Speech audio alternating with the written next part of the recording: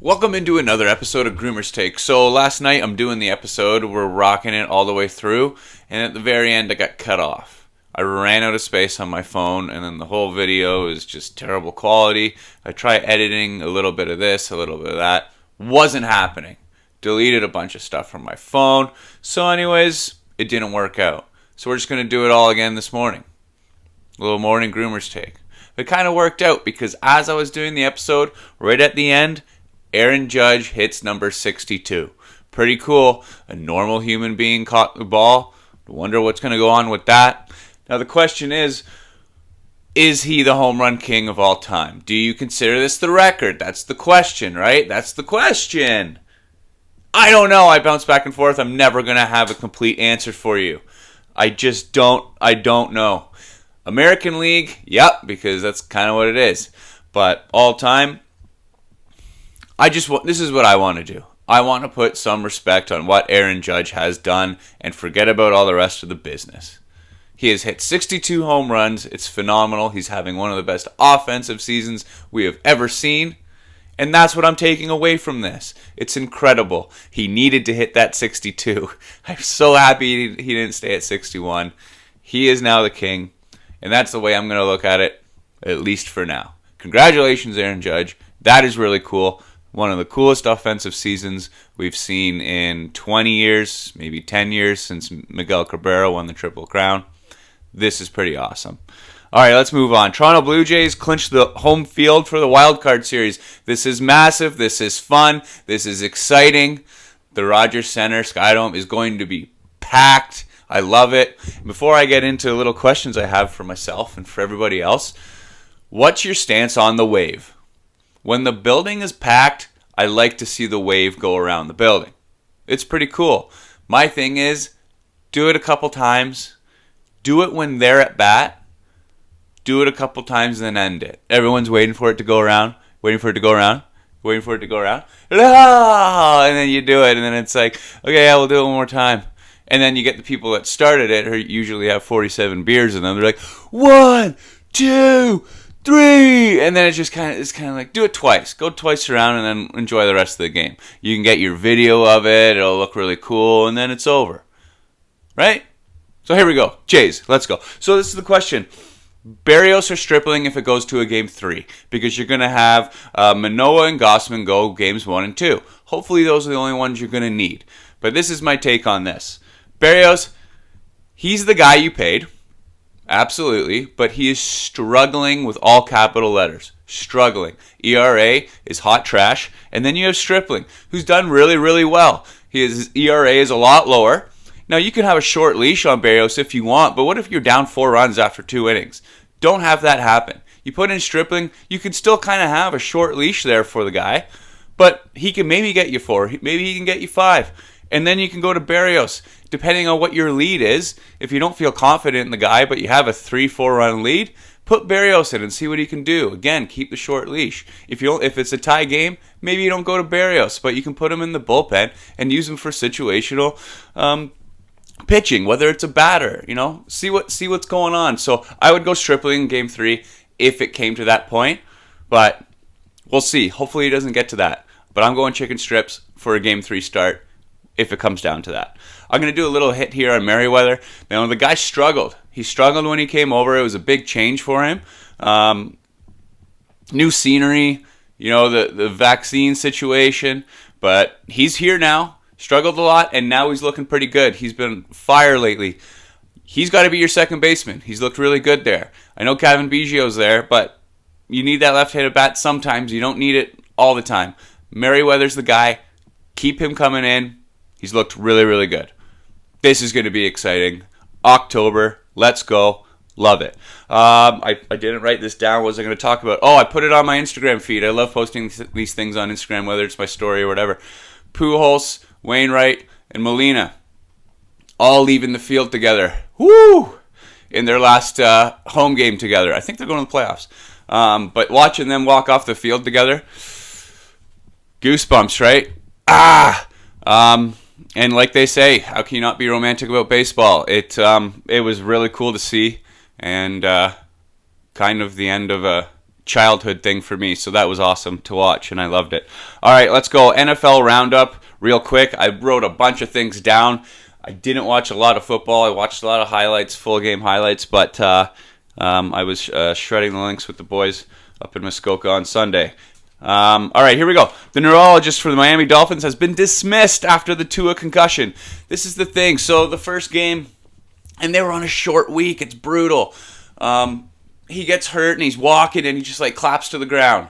And they're saying like that was a back injury. That had nothing to do with the head. He gets cleared to play, and then he plays on the Thursday nighter against Cincinnati, and he gets thrown to the ground, and his head hits the ground, and you saw it, his hands, and it wasn't a good scene. He was severely concussed. So now somebody's got to take the blame because everyone's going crazy. You got ex-players going crazy. You got fans going crazy. You got media types going insane.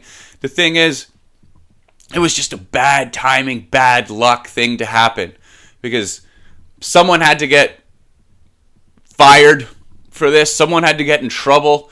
And they picked the neurologist because this sucks. This is just a bad timing situation. In the end, all you want is Tua to come back and play nice and healthy. And hopefully he does that because the Dolphins are rolling. And he's a big piece to it. But we'll see. It's just a bad situation. I don't like seeing it. Bills come back from being down 20-3 to beat the Ravens. Still solidified AFC best? 100%. Because it wasn't a fantastic game, but when you find a way to come back from being down 20-3 on the road, that's huge. And their schedule's been tough. Their travel schedule has been tough. They've been playing in primetime games.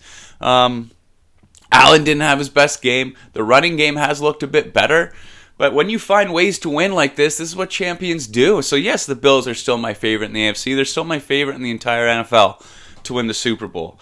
Then the other question is, on the Ravens side with Harbaugh, what is it, 4th and 1? They could have kicked a field goal. They went for it instead, and Lamar Jackson throws a pick, an awful pick. The thing is with Harbaugh is he likes to be aggressive like that. He goes for it. And when you have a good team and a good coach like Harbaugh, you just kind of got trust in him because it's worked before, and other times it hasn't worked. And this time it didn't. But you got to trust your coach, and they do. And Baltimore's still a very good team. They're still going to be playoff bound, I believe. But this is just a tough one to swallow. And Harbaugh kind of always finds excuses to why things happen instead of just admitting when he's wrong sometimes. And I didn't read his post game or listen to his post game, but it's just the way it is. It was a good football game. It was a lot of fun. And that's just the way it goes. It sucks because you're at home and it happens, but that's the way it goes. The Eagles are the only undefeated team left. They're 4-0. The mix and match, they're playing the Jacksonville Jaguars. Those jerseys mixed with those jerseys on the field were so gross and not good to look at. But it was a decent football game. And the Eagles just continue to roll. Again, it's the division. It's not the best, but keep running away with this because they're looking pretty good. I'm not going to call them the best team in the NFC. I don't believe they are. But they're 4-0 and they're rolling. And the thing is with this is I'll talk about a bit more in a second here is we're in week 4.